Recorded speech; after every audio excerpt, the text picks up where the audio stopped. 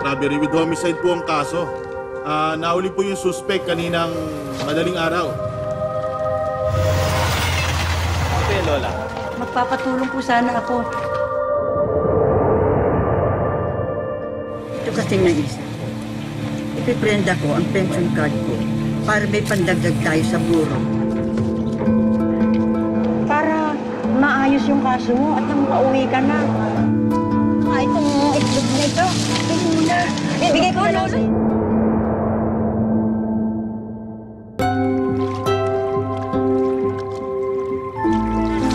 Ay, naku. Salamat ho, salamat.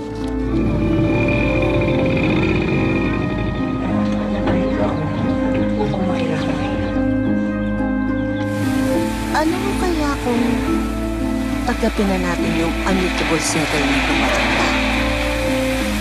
Gusto ko sana maayos naman ang buhay niya bago ako mamatay.